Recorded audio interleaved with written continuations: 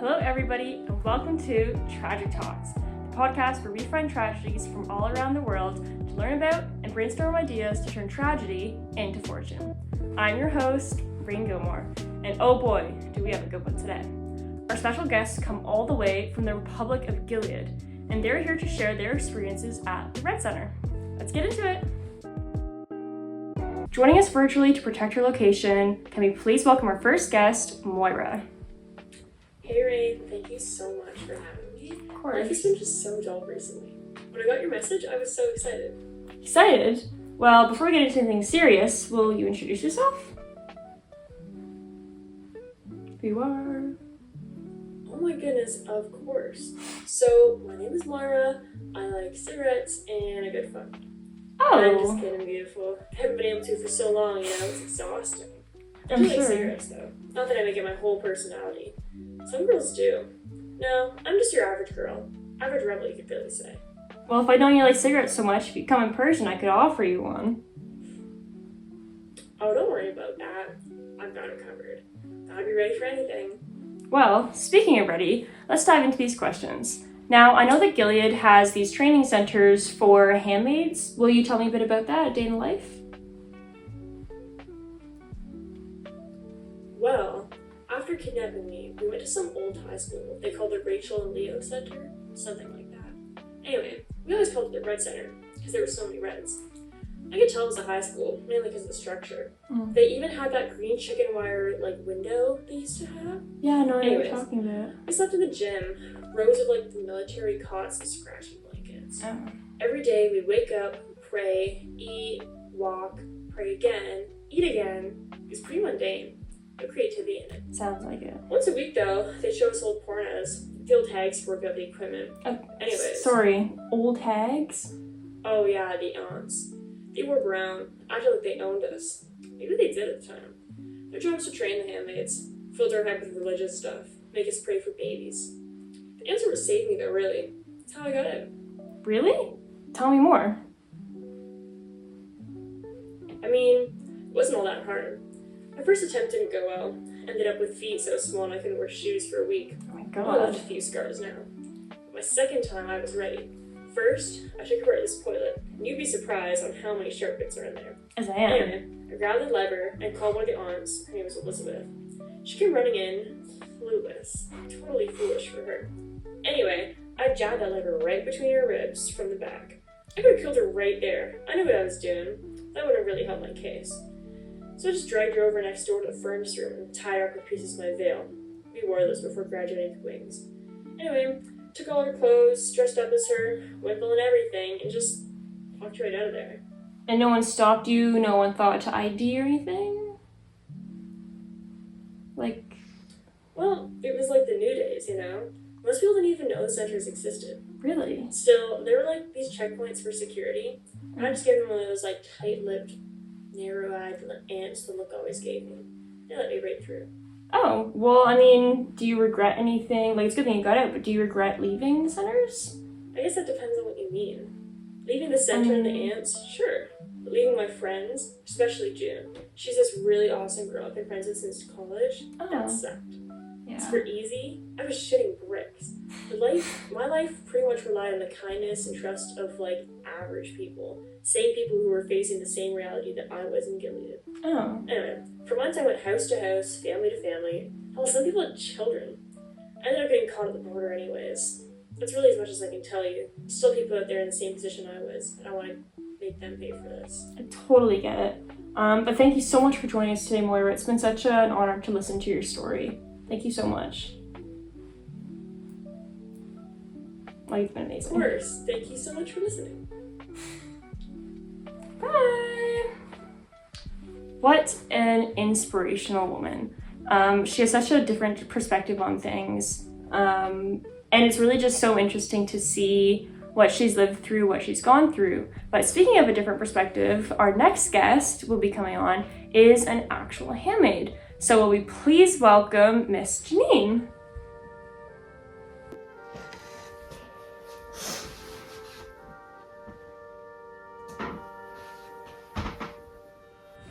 Hello, Janine. Welcome to the podcast. We're so happy to have you here today. I didn't realize you were bringing a +1. You must be so excited. Oh yes, carrying a baby is just wonderful. To bring life and honor to my house fills me with such pride. You're lucky you were able to convince my commander and his wife to allow me to come here, with supervision, of course. The Marthas even pre-made all my meals for the trip. Gotta keep this baby healthy. I'm also glad you're here. Who are the Marthas, though, if I may ask? How I forget you do not have Marthas here. It seems so long ago that we do not have them either. They're similar to maids, handle the cooking and the cleaning, older women mostly. Very helpful. They sound pretty helpful. Having a Martha around sure doesn't sound like a bad idea. Anyways, we're not here to talk about the Marthas. I'm here to talk to you. How do you enjoy being a handmaid? I feel so blessed that I was chosen to become a handmaid. There are many unfortunate women who joined the colonies or became econowives. The chemicals sterilized many millions of women. Not me, though. This baby's gonna be big and strong. Okay, so you enjoy filling the role of a handmaid. What does it mean to you? Being a handmaid means everything. I believe we play the most important role in Gilead. It's up to us, the handmaids, to repopulate our society. That is a pretty big job. You must have had a bunch of training for that. Tell me about, were you trained anywhere? I know I've heard of some centers. Were you trained for doing this? We were prepared plenty. Once the Republic was established, anyone who was able to have children came from the re-education centers to learn how to become a handmaid. We were lucky to have 3 meals a day, especially with all the food shortages going on from the war, and a safe place to sleep at night. We stayed there until we were ready to graduate and find placement. Graduation was wonderful. We were able to switch my red veil to the white wings I'm wearing now. Your placements. Are you still at the same placement that you began at, or tell me about that? No. I'm currently on my 3rd household. 3rd pregnancy, too. Oh, so you already have had children? No. I'm keeping my fingers crossed for this one. Oh my god, I'm so sorry. I didn't realize it was a sensitive topic. I totally wouldn't have gone there if I'd known. I'm so sorry. No, it's okay. I would like to leave now, though. Thank you for having me. Of course. Thank you so much for joining us. I'm so sorry again.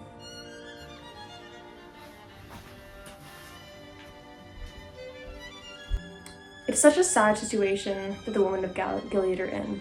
I mean, to lose the ability to have children is like taking away their womanhood. Unfortunately, she didn't tell us much about the Red Center, but our next guest will be very well versed and prepared to share. Please welcome in Aunt Lydia!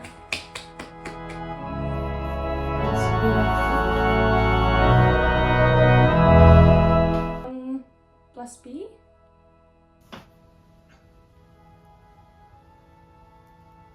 I hope the travel is sufficient. Thank you so much for coming out here to speak to us about the centers. Would you like some coffee? Around for you? Thank you, dear.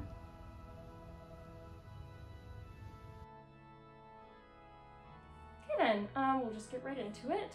Can you tell me about the average day at the centers? Of course. Shall I speak to the camera? The Rachel and Leah Re-Education Centers. The days are very well planned, effectively preparing the girls for their roles from graduation. We begin each morning at 8 a.m. with breakfast, porridge with cream and brown sugar. Before breakfast, a fellow aunt, Elizabeth, speaks about the story of Rachel and Leah from the Old Testament. After breakfast, we work with the girls to prepare them for placement. This includes etiquette and preparing them to conceive and produce a baby, vital skills for a handmaid. They then go on walks, 2 at a time, around the track. Handmaids do the same during placement, walking with another handmaid to carry out chores such as groceries.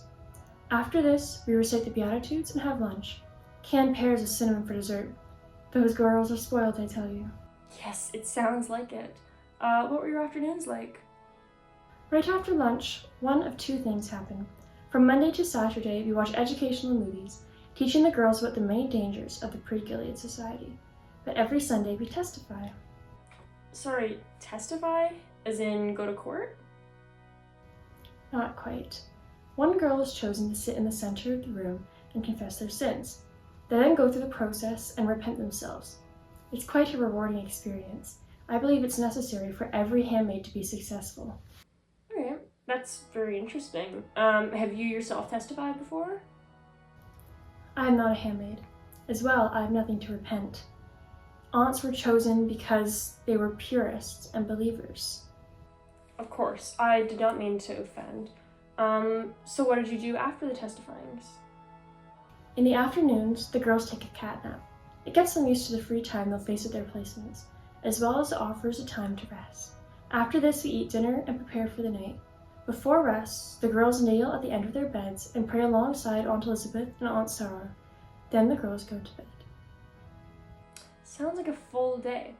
Now, I know that you learn about the Rachel and Leah stories in the mornings and the Beatitudes at lunch. Is there anything specific you pray about before you go to bed? We pray for emptiness, that it be filled with grace, love, self-denial, semen, and babies. It is important for the handmaids to understand these values, and so should pray at their placements every night, the same as we do at our centers. Very interesting. Now I have one more question for you. How do you see a future in Gilead? Where we are right now is already better than where we were 10 years ago. We have gained freedom. In the days of anarchy, we had freedom too. Now, we have freedom from, something that must not be underrated. It is difficult for the girls now. They miss freedom too. But the next generation will have it easier. As I always say, what you don't know won't tempt you. Gilead has saved our women, a vast improvement from where we once stood. I am very optimistic about the future that we have, both as Gilead and in the re-education centers. Well, it's always good to hope for a better future. Thank you so much for coming on here and speaking to us about this. Pleasure. Thank you for having me. Under his eye. Yes, goodbye. Well, listeners, you already know what happens next. And for those that are just joining us, let me give you a rundown. After hearing the facts and opinions from our guests today, I'm going to share my own ideas and opinions about the topic. First off, I believe that all situations should be viewed from different perspectives. So let's make our pros and cons list to answer our question. Are the Rachel and Leah re-education centers more beneficial than they are harmful? And then we're going to try and come up with a plan to improve them if needed. Okay, let's start a list. On the pros side, I've found 4 ideas. The centers offer a safe place to live, safe and warm place to live during a time of war. It provides food and vitamins to keep the women healthy. It provides a warm place to sleep, something that can be very difficult, especially I know for our population. And it frees them from the physical harm of men. It's not to say they are not facing the mental harms of men. On the con side, women are forced to create babies, even if it breaks their vows. On our interview that's up on our Patreon, we interviewed a nun, and she had to break her vows to have a child, otherwise she'd be forced into the colonies. As well, she was forced by her religion, which is something else, that they use religion to force upon women. They limit their education, they limit communication, they really turn women against women. And I think that's really the opposite of what it should all be about. They condition women to accept the loss of their rights and education and work for men. Anyway, I think the point of the list is pretty clear to see. There are so many more negatives to the Rachel and Leah centers than there are positives. And from what our perspectives, it seems like something unthinkable. Let's remember the hardships the United States, now the Republic of Gilead, has faced. Sterilization of women and the loss of millions overseas in war, their populations decreased significantly. The leaders of Gilead are forced to make a drastic decision, which resulted in the current re-education centers. Now, listeners, oh, fuck me. Sorry about that, Oh, sorry about the cut, camera just died. Now, how could they have created a better plan to... My God. Oh, sorry about that, camera just died. These things always happen. Anyway, listeners, how could they have created a better plan to repopulate and educate their women? I think it's quite simple. Work with them. The Rachel and Leah centers were designed entirely by male commanders. What experience do they have with giving birth? To redesign, the center's commanders should work with women of all roles, wives, aunts, Marthas, but most importantly, handmaids, to ensure fair and efficient education. This would also decrease the number of rebels and civil unrest that's been caused by the current roles of women. Now, I talked a lot about this, but I really do think that the Red Centers are where most of Gilead's unrest stems from. I spoke about this a little bit in our pros and cons list, but I'd like to expand a little further about how I feel. Now, and my cat's lying right on the floor. I don't know if you guys can hear her. Always the real special guest on the channel.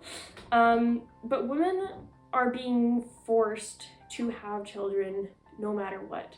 The government has been using weaponized religion, even against those who are already hyper-religious, like the nun I spoke to you guys about. Members of our Patreon already know her whole situation, but basically she was taken from her service, and because she had viable ovaries, was forced to enter the Red Centers. And I'm assuming, we haven't heard from her in a while, this interview was taken a few months ago, has been put into a placement and is pregnant. There are so many sad realities out there that us as Canadians shouldn't oversee. We really need to take a look and remember that these are real people and real women in real situations. Hey viewers, you know what happened. The camera died. We do have Blueberry here, who may or may not have been part of that. Anyways, you guys know it's okay to have a different perspective in things. I think you all pretty well understand what I was talking about. Gilead definitely is something that should be addressed by more of the world, and especially their Red Centers, which is what I wanted to do today as our tragedy. We've already thought of ways to redesign it. If any of you guys have any ideas, please be sure to tell me down in the comments.